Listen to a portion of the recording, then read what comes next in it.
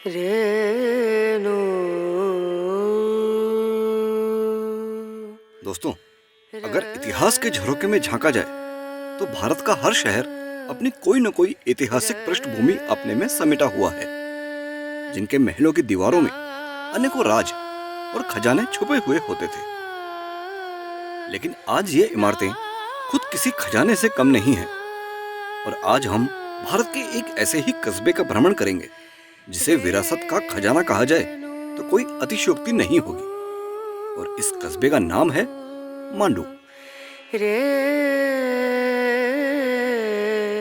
मांडू मध्य प्रदेश की विंध्याचल पर्वत श्रृंखला में धार शहर से 35 किलोमीटर की दूरी पर स्थित है, जो कि मांडव नाम से भी जाना जाता है। दोस्तों, इंदौर शहर से करीब 100 किलोमीटर की दूरी पर स्थित मांडू अपनी ऐतिहासिक पृष्ठभूमि और पहाड़ी पर स्थित होने की वजह से आज मध्य प्रदेश का एक महत्वपूर्ण पर्यटन स्थल बन चुका है।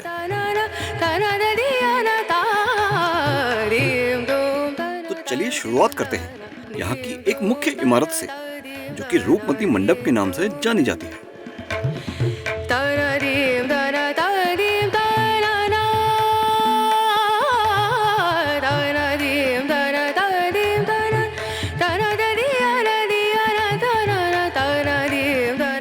बताया जाता है कि रानी रूपमती, जो कि सुल्तान बाज बहादुर की प्रेयसी थी, और बाद में सुल्तान ने रूपमती से विवाह भी कर लिया था।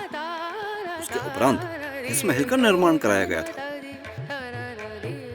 महल के निर्माण का उद्देश्य एक सैनिक निगरानी चौकी के रूप में तो था ही, उसके साथ ही यह रूपमती का मुख्य विश्राम स्थल भी था। इन सब के साथ ही इस महल का एक मुख्य उद्देश्य ये भी था कि ऊंचाई पर स्थित इस महल की छतरी से रानी बाज बहादुर का महल और दूर बहती नर्मदा नदी को निहार सकती थी। यहाँ तक कि ये भी कहा जाता है कि रानी नर्मदा नदी के दर्शन के बाद ही भोजन ग्रहण किया करती थी। रूपमती महल देखने के बाद अब हम चलते हैं मांडू के दूसरे छोर की ओर, जहाँ पहले हम जामी मस्जिद को देखेंगे। दोस्तों, ये मस्जिद मुगल शैली की वास्तुकला का बेहतरीन नमूना है।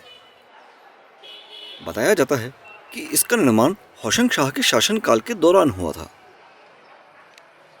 यहाँ से हम सीधे जहाज महल की ओर आ जाते हैं, जो कि मांडू का सबसे प्रमुख दर्शनीय स्थल है। दोस्तों, जहाज महल एक बड़े परिसर का हिस्सा है, जहाँ और भी कई मुख्य स्मारक मौजूद हैं, इसलिए यहाँ का आपको टिकट लेना होता है।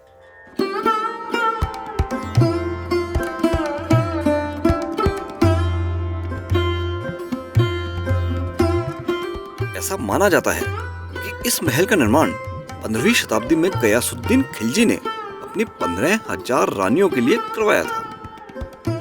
दोस्तों, जहाज महल अपने दो तरफ से तालाबों से घिरा हुआ है, जिनमें से एक कपूर तालाब तो दूसरा मुंज तालाब के नाम से जाना जाता है।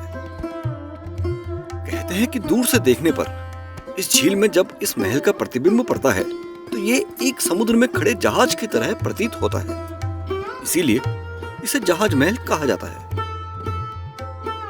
दोस्तों, जहाज महल की लंबाई 110 मीटर बताई जाती है। इसके ऊपरी भाग से आप दोनों ही तालाबों को आराम से देख पाते हैं। दोस्तों, ये हम कल्पना ही कर सकते हैं कि शायद कपूर तालाब के किनारे बनी इस छतरी पे नृत्य का आयोजन होता होगा और सुल्तान इस नजारे को महल की छत से निहारा करते होंगे।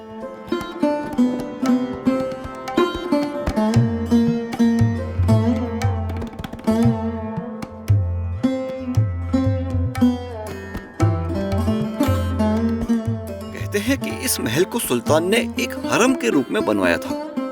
इसका निर्माण इस तरह करवाया गया था कि महिलाओं को पूर्ण स्वायत्तता मिलने के साथ ही वे आम लोगों की नजरों से भी बची रहती थी।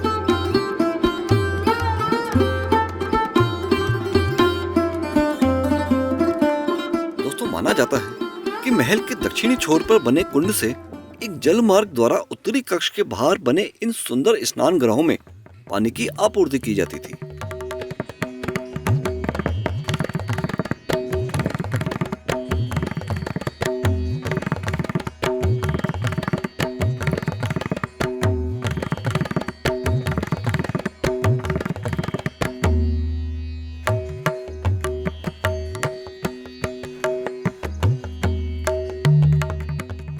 आ गए हैं जहाज महल के निचले भाग में, जहां रानियों के लिए 3 बड़े हॉल बनवाए गए थे, जिनकी भव्यता देख आप हैरान हो जाएंगे।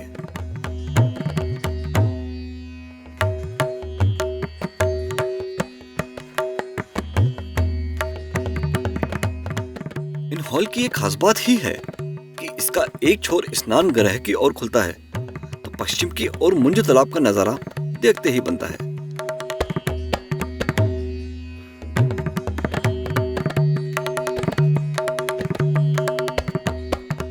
दोस्तों, जहाज महल देखने के बाद अब हम चलते हैं मांडू के बाकी स्मारकों को देखने, जिनमें से पहले हम देखेंगे चंपा बावड़ी।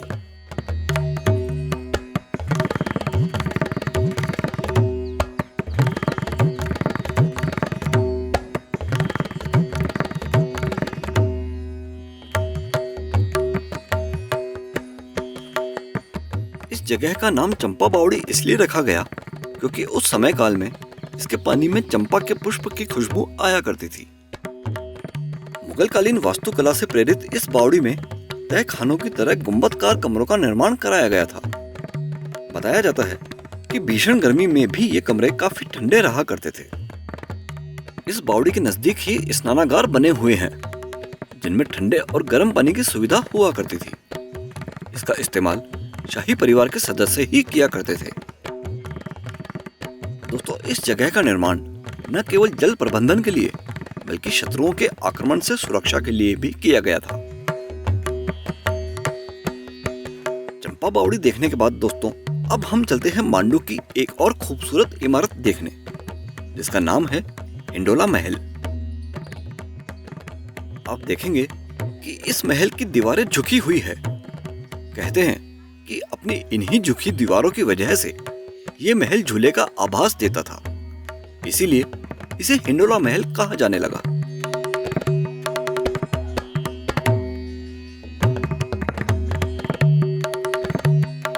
इस महल के काफी हिस्से में छत का इस्तेमाल नहीं किया गया। इसका कोई स्पष्ट कारण तो नहीं है, लेकिन माना जाता है कि इस महल का इस्तेमाल एक सभागार के रूप में होता था।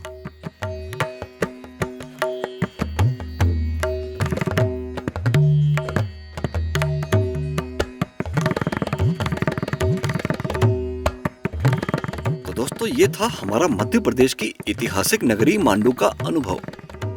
पहाड़ी पर होने की वजह से मानसून में इसे देखना एक बोनस के समान माना जाता है। दोस्तों, हमारी ये जर्नी जारी रहेगी। मिलते हैं फिर अगले वीडियो में। नमस्कार।